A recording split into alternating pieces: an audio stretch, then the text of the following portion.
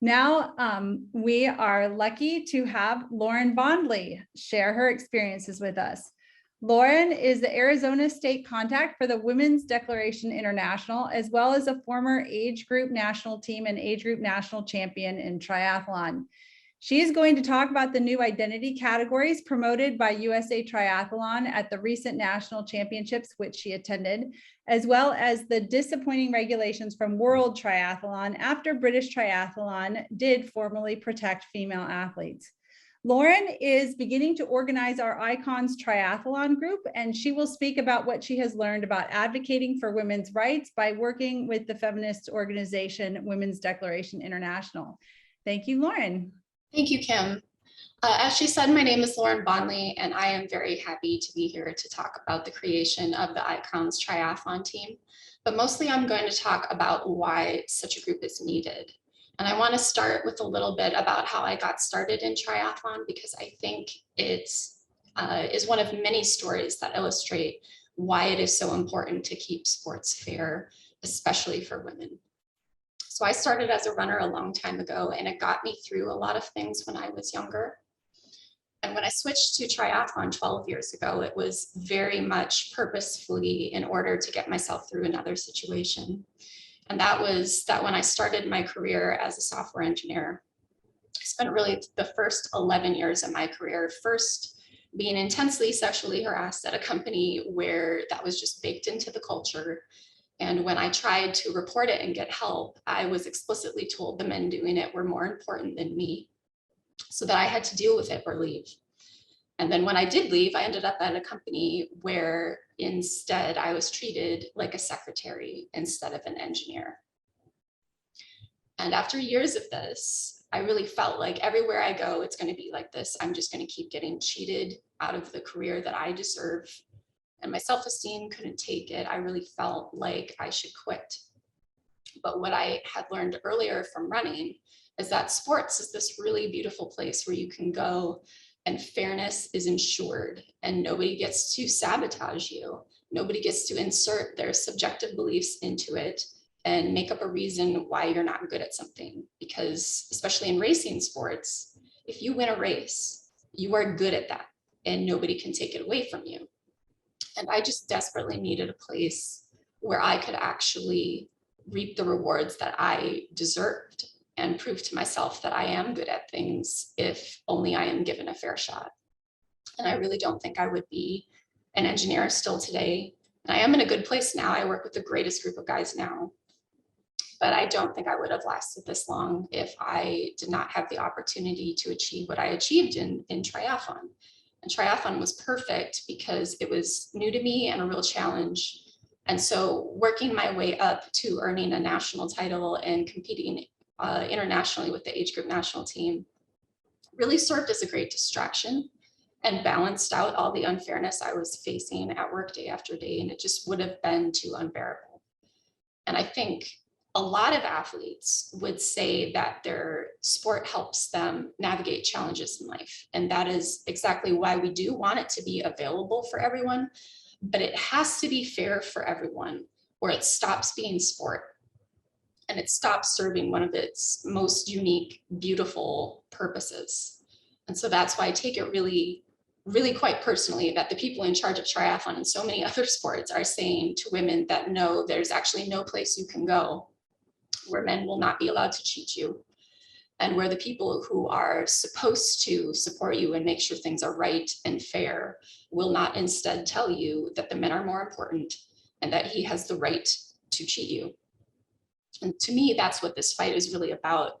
It's about whether women deserve to be treated fairly or not.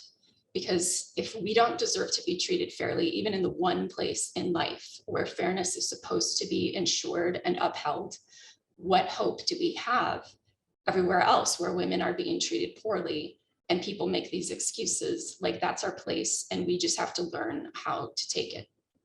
And so that's why I'm really excited to form this triathlon focus group, because the policies right now in triathlon are abysmal, but I'm going to start with the good news first.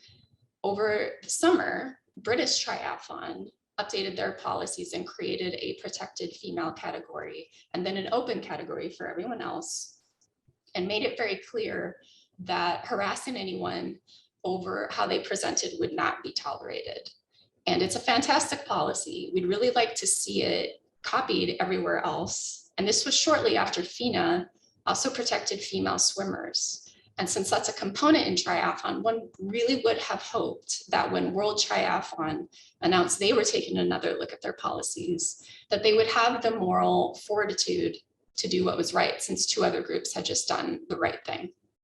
And instead, they just updated their policy in a completely meaningless, just symbolic way, where they lowered the amount of testosterone a man has to stay below to compete in the women's category from 5 to 2.5 nanomoles per liter, and increase the amount of time he has to stay below that level from 1 year to 2 years before he can switch categories. And what's interesting is they actually seem to take it quite seriously and heard from a variety of people instead of just listening to one side.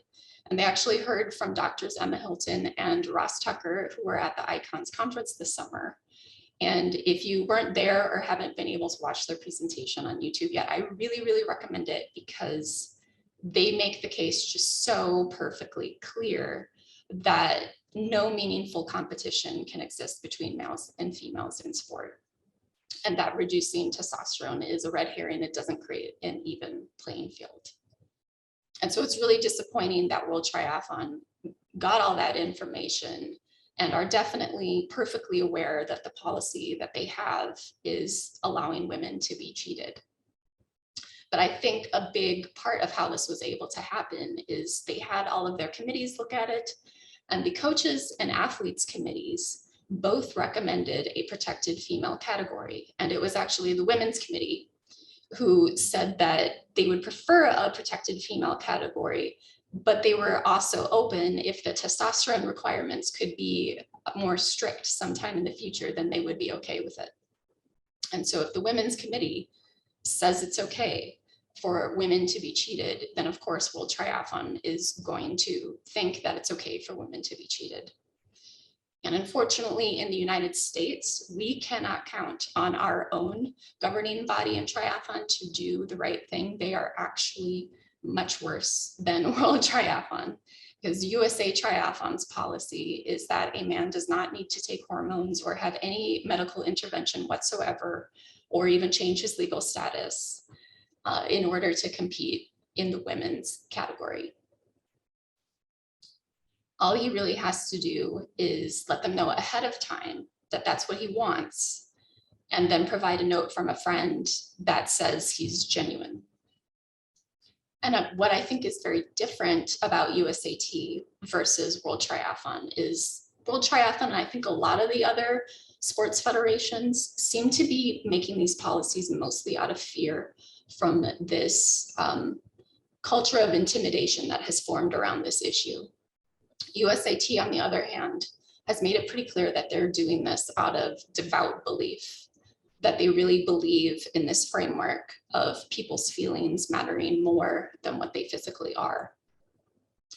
And they've been weighing in on trans issues for a number of years now, when they don't weigh in on any other political topic.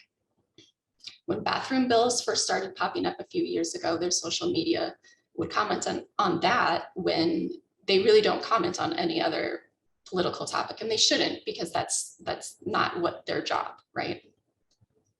And I think a lot of this is coming out of their diversity, equity, and inclusion committee, which really unfortunately has combined racial, women's, and trans goals all in one group.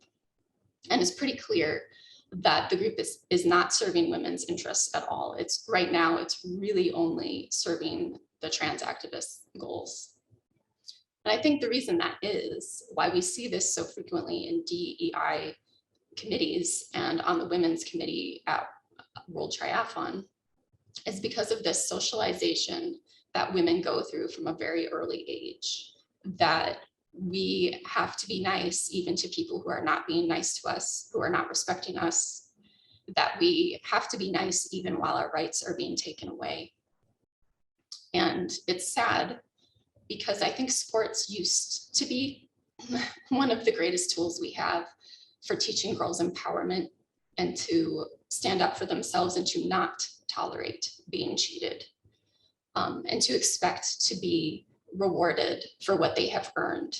And it's so sad that we have so many women participating in turning sports into a tool that will teach girls that they are not as important as men, and that women's rights really only exist up until a man says he is entitled to them.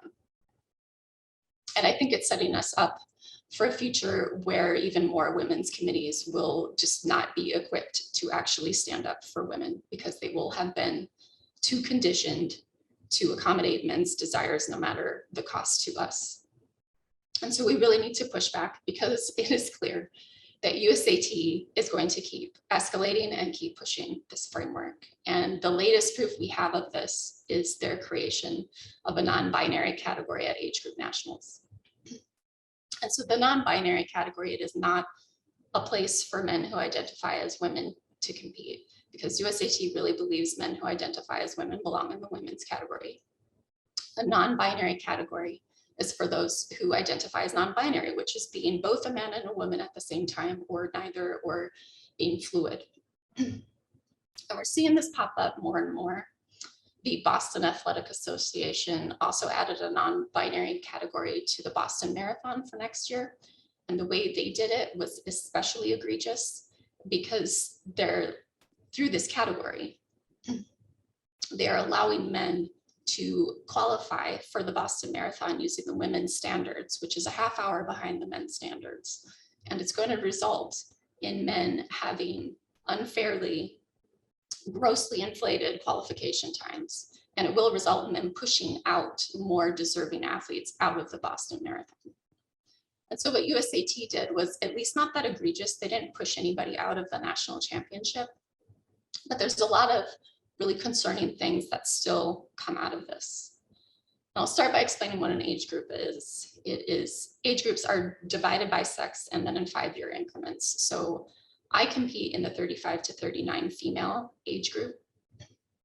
And they have age groups, and they have a national championship for it, because they recognize if you want people to do triathlon their whole lives, then you need to separate by age, so that someone in their 60s, 70s, 80s is not required to have such superior athleticism that it eclipses the biological advantages of people in their 20s and 30s in order for them to be recognized. So they understand the purpose of these categories, and that's how you foster inclusion when it comes to age. But they're pretending that they don't understand this when it comes to sex. And with this non-binary category, there's not enough people who identify as it to separate by age. So it really is just a free-for-all. It's unisex and it's all ages. But what they've done is really just create another place for men to be recognized, because men are statistically more likely to win a unisex competition. And it will happen more often. And they've talked it up big time about having plans for this category, that they want to expand it. They take it very seriously. They think it's important. And if they really see that through, and that results in prize money being offered, we could start seeing, men most of the time taking 2/3 of the available prize money. And we already saw it play out this way at its very first go at this first championship. So there's 2 races at the age group national championship. And at the first race, there was one man in this category by himself, and he still got to stand on the podium. He still got prizes. He was still declared a national champion. And at the second race, it was that same man competing against a female, and he beat her. And so there's just no meaningful competition there. If you actually want to find out how well either one of them did, you have to look up their actual age group and figure out where they would have placed in their age group. That should be the goal of a national championship, and any race really should be to have meaningful competition, and to use meaningful competition to reward and highlight exceptional athleticism. And it was very clear already, just the way it worked out at this race, that the only thing that was achieved by this category was to reward and highlight a belief system and to push a framework. And I think a lot of people don't necessarily appreciate just what a radical departure this category is from every other category we have. Normally, we just have sex, age, weight, and disability status categories, which are all physical things because sport is a physical thing. And this really is the first time, at least that I'm aware of, that we have a category that is based on nothing but beliefs. And I would posit that beliefs really have no place in an actual competition. Like the national anthem and using platforms, that's separate. But when beliefs are literally shaping the way the competition is held and the results of the competition, I think that is really inappropriate, and it inserts divisiveness into the sport. And I think it detracts from another thing that's really great about sport, and that's that usually we leave our beliefs off the course, and that helps us come together. And we only separate where we really have to ensure fairness, to have this purpose of fairness. And if we start dividing people because of beliefs, now we've done something really quite different and for a very different purpose. And this is also normalizing unisex competitions, because at that second race, we saw a man stand above a female on the podium. And a lot of people did not seem to have a problem with that. I found it degrading and sad, but a lot of people didn't have a problem with it. And females will win sometimes. I would have won the category both days if I believed I was non-binary, but I was top 10 in my age group. And the man who won this category was really 43rd in his age group. So it takes a top 10 national team qualifying performance on the female side. And I only barely beat him, but he's really mid-pack when competing against people who are meaningful competition for him. And the thing is, when females do win, because when you randomly pick people, you will eventually end up with females who can beat all the men who happen to be in the group. That will be used as fodder from people who like to make these disingenuous arguments that sex doesn't matter. They will not look at the data and see what it took for a female to beat all the men in the category. They will just cherry pick these examples and say that if women can win sometimes, then that means it's fair.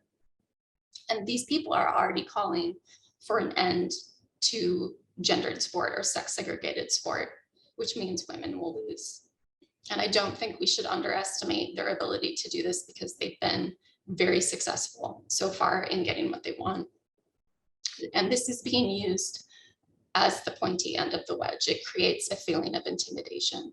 At that award ceremony, I think a lot of people, go along with it. They clap because they don't understand what it really means to have a category like that. And it creates a feeling like everybody agrees with it. So you better just not say anything about the fact that they're unfairly recognizing more men than they are women at this championship, and that you better not criticize it. And USAT never asked athletes about these policies. They just made them. And from my point of view, they are now just kind of pushing it and expecting no one to say anything. And so that's why we do need to say something, because they've made it clear they are going to take this further. And we need to remember that women's triathlon is headed to NCAA status, and men's is not, because under Title IX, there's already so many more opportunities for men in college sports that when new sports come along, they can only be added for women. And so we've got a situation now where women can earn scholarships in triathlon, but men can't. But then men could compete as women without having to take any drugs or do anything. And under this framework, non-binary men are also get entry into women's rights as well.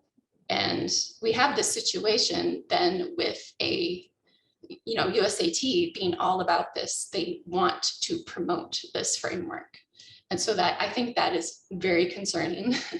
And we need to start pushing back now, because I think if there are men who decide to take advantage of the rules as they are now, I don't think USAT will do the right thing.